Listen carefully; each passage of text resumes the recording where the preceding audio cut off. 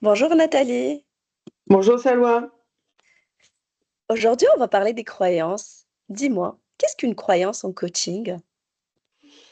Une croyance, c'est une certitude, consciente ou inconsciente, je dirais sur soi, sur les autres ou le monde.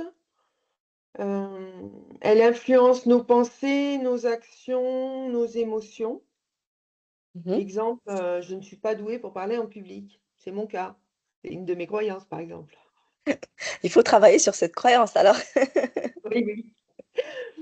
D'où viennent nos croyances, Salwa? Euh, il y a plusieurs facteurs qui jouent en ça. En fait, elles se forment, nos croyances, elles se forment depuis l'enfance, dès l'enfance en fait, à travers de notre éducation, de nos expériences, de l'environnement aussi. Quand je dis environnement, c'est notre entourage, notre petite famille, l'école, la culture, les médias. Donc tout ça, c'est un ensemble qui forme nos croyances. Donc, on n'est pas à l'abri des croyances. Non. Dis-moi, est-ce que pour toi les croyances c'est du charabia? Pour certaines personnes, ils disent que c'est du charabia psychologique et c'est pas du tout du concret.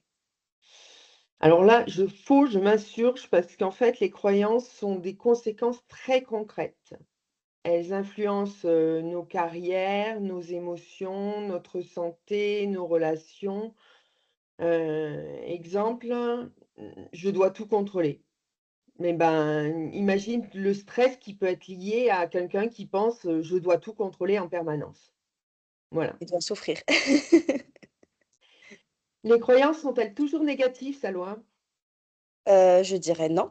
Il y a certaines croyances, au contraire, elles nous protègent, elles nous permettent d'avancer. Par exemple, je peux dire, je mérite le respect. Et ça, il s'agit d'une croyance, voilà, qui est bénéfique pour la personne. Ou il y a certaines aussi qui nous motivent. Par exemple, je peux dire, «Je suis capable de surmonter les défis» et cette croyance, elle nous permet en fait d'avancer.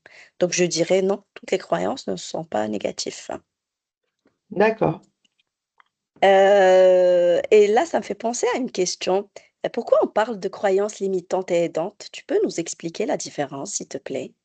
Alors, une croyance limitante, c'est quelque chose qui va nous empêcher d'avancer. Ça, c'est ou et qui nous bloque.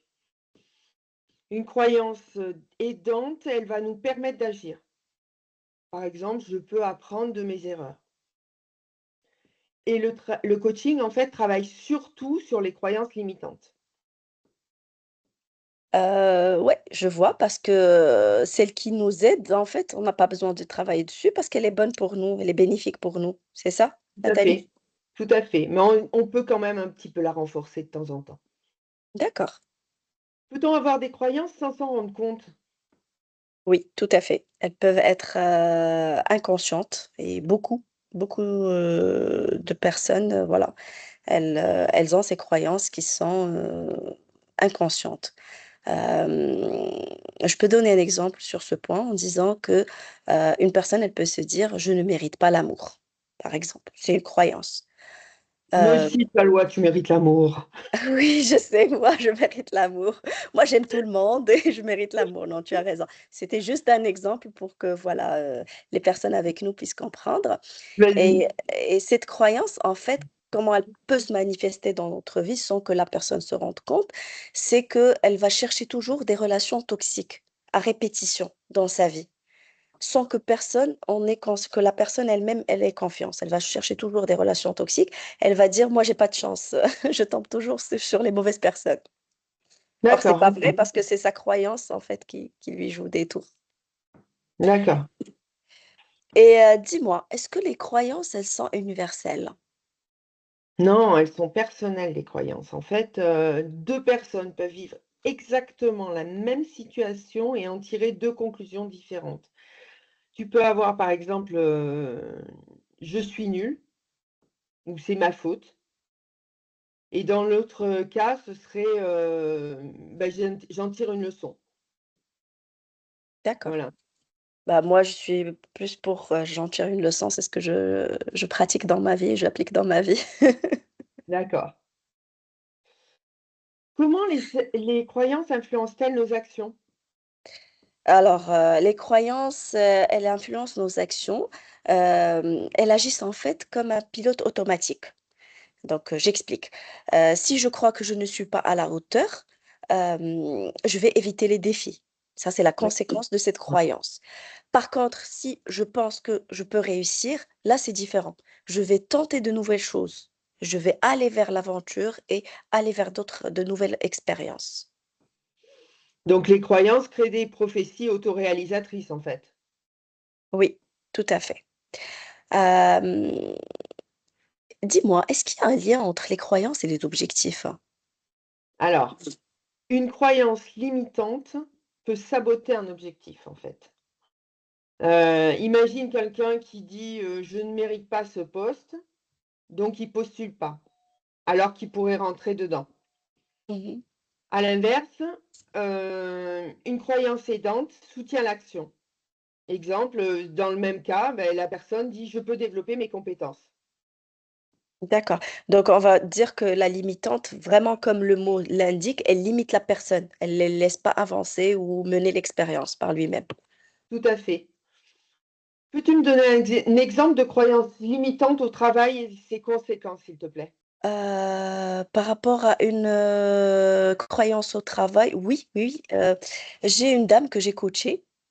En fait, elle me disait qu'elle était déjà manager avec un bon grade et elle voulait être encore dans de postes, un grand poste à responsabilité. Et là, elle me dit: «Salwa, en fait, c'est le problème, c'est mes responsables, ils croient pas en moi, ils veulent pas une femme avec eux dans le comité de direction, je veux travailler sur ça». Ben j'ai dit: «OK». On a commencé à travailler et on s'est rendu compte pendant le coaching que c'était pas ça le problème, mais plutôt qu'une croyance qu'elle avait en elle depuis l'enfance, depuis, des générations, depuis sa maman et sa grand-mère. Elle disait C'était toujours quoi cette croyance? bah, sa maman et sa grand-mère, ils disaient toujours que, la femme, quel que soit son diplôme, son grade, elle est faite pour la maison et pour les enfants et donc c'est cette croyance-là qui lui permettait pas de voler de ses propres ailes et elle était effondrée parce que le problème venait d'elle. Elle s'est aperçue que ça venait d'elle, pas des autres. D'accord, OK. Et Voilà. elle a su dépasser sa croyance? Oui, elle a su le dépasser par la suite. Une fois que la personne prend conscience, c'est un grand pas. C'est déjà, un grand pourcentage de travail qui est fait. D'accord, OK. Alors, pourquoi les croyances sont-elles centrales en coaching, Nathalie? Bah, tu viens de donner l'exemple de cette dame, par exemple. Mmh. En creusant, tu pensais qu'il y avait une première croyance et en fait, tu as trouvé autre chose. Tu as trouvé C'est une ça. autre croyance limitante. Et ben, c'est la preuve qu'en fait, en trouvant l'autre croyance limitante, tu as pu déclencher quelque chose chez cette dame, comme tu viens de le dire. Mmh. Donc, le coaching ne travaille pas seulement sur les actions, mais sur les convictions profondes qui les génèrent, Mmh. dont les croyances, évidemment. D'accord. Peut-on atteindre ses objectifs sans changer ses croyances? Je dirais parfois oui, mais cela demande beaucoup d'efforts. Il y aura du stress, bien sûr. Changer la croyance rend le chemin, on va dire, plus facile, si on travaille sur bien sûr, sur la croyance. Dis-moi, Nathalie, en quoi les croyances sont-elles différentes des peurs? On va reprendre mon exemple de «j'ai peur de parler en public». Ça, c'est une émotion. La peur, «j'ai peur de parler en public», c'est une émotion, d'accord? Heu, la croyance, c'est plutôt: «Si je parle en public, je vais me ridiculiser». OK? Mmh. Ça, c'est ce qu'on appellerait plutôt une interprétation qui alimente la peur, qui alimente ma peur, d'accord? Et la croyance, en fait, elle est souvent source de la peur ou d'autres émotions fortes. D'accord, donc on dirait que la peur, c'est une émotion et la croyance, c'est l'interprétation de cette émotion. Non, c'est Tout plus à clair fait. maintenant. OK, merci Nathalie. Peut-on effacer une croyance limitante? L'effacer complètement à 100, je dirais non. Mais par contre, on peut, premièrement la rendre consciente. On prend conscience qu'elle existe, par la suite la remettre en question et on peut travailler dessus pour la remplacer par une croyance plus utile, une croyance qui nous fait avancer. D'accord. Le but étant de diminuer son intensité, effectivement. Oui, c'est ça. Travaille sur l'intensité pour qu'elle puisse diminuer. Tout à fait. Dis-moi quel est le rôle du coach dans tout ce travail? Alors, le coach, par expérience, il est conscient des croyances Mmh. et en fait, il va pas forcément s'arrêter à la première, comme tu nous as montré l'exemple tout à l'heure de la dame, à la première croyance qui arrive. Il va creuser, d'accord? Avec ça, il va aider le coaché à prendre conscience de ses croyances, Mmh. à évaluer leur impact et à trouver le coaché, je dis bien, le coaché qui trouve ses propres réponses pour les transformer, ces croyances. D'accord. Donc Voilà, vraiment, il l'accompagne à creuser, ces croyances-là. OK. oui. Comment une croyance peut-elle influencer une relation? Ça dépend. Tu as tout à l'heure expliqué qu'il y a une croyance aidante et limitante. Donc par exemple, si je commence par la limitante, je pourrais dire, à travers un exemple bien sûr, si quelqu'un pense que, si je montre mes besoins, je serai rejeté. Par exemple, il a cette croyance-là. Ouais, Donc, OK. qu'est-ce que le comportement de cette personne, comment il va être? Il va jamais exprimer ses attentes, il sera toujours frustré, d'accord? Donc il OK, sera pas bien dans cette relation. Par contre, s'il a une croyance qui est aidante, par exemple, «Mes besoins ont de la valeur», là, le comportement de la personne, il va changer. Il va être sur une, communication plus ouverte, une relation plus épanouie. Il s'écoute lui-même et ses besoins. Donc on voit ici la différence, comment elle influence en fait, la relation. OK. Dis-moi, si je change ma croyance ou mes croyances, si j'en ai plusieurs, est-ce que la personne, elle va changer? Est-ce que moi je vais changer, par exemple? Non, non, non. Tu vas pas changer parce qu'en fait, ce qu'il va faire quand tu vas changer une croyance, c'est, élargir tes possibilités, en fait, mais sans te renier. Heu, Par exemple, si tu es timide, tu peux passer de timide à, je peux m'exprimer avec confiance. D'accord? Mais D'accord. ça supprime pas ta personnalité pour autant, mais ça libère ton potentiel. Ça veut dire ça améliore en fait ma personnalité dans le bon Bah oui, sens. OK. dans le bon sens, effectivement. Les croyances, c'est juste une question de volonté. Tu crois, toi? Non. Franchement, non. Les croyances sont souvent inconscientes, comme on l'a dit. Elles sont liées à des émotions profondes. Comme tout à l'heure, tu as donné, l'exemple de la peur, on peut avoir de la honte. Donc la volonté ne suffit pas. Vraiment, il faut un travail, de prise de conscience pour pouvoir avancer et passer à l'action. D'accord. Dis-moi, en coaching, est-ce qu'on peut s'intéresser juste aux croyances négatives? Non, non, non, non, non, c'est faux. On travaille pour renforcer les croyances positives aussi déjà présentes et on en crée, d'autres pour pouvoir renforcer, les objectifs. D'autres alignés avec les objectifs pour pouvoir les renforcer. D'accord, donc on ne se limite pas juste au négatif. Non.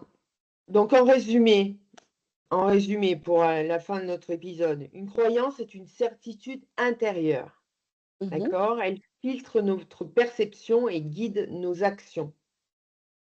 Ça te va comme définition? Oui, oui, bah, je peux ajouter aussi, que la croyance peut être limitante ou aidante, puisqu'on l'a abordé. Le coaching, il va aider à identifier et transformer celles qui sont limitantes et bien sûr garder les aidantes. OK, et changer une croyance, c'est changer son rapport à soi, aux Mmh. autres ou au monde, puisque les croyances sont toujours liées à soi, aux autres ou au monde, ce qui ouvre de nouvelles possibilités. Oui. Bah, écoute, avec tout ça, je crois qu'on a fait le tour. Moi, je Est-ce que crois tu aussi. as est-ce que tu as autre chose à ajouter? Le je crois, tu crois que c'est une croyance? Ah bah, je sais pas. Bah, tu sais quoi? On va laisser à nos chères auditrices et auditeurs, de nous mettre les commentaires et dire est-ce qu'il s'agit d'une croyance? OK, ça marche. Allez, au revoir Merci. Salwa. Merci Merci Nathalie, à au toi. revoir. Au revoir.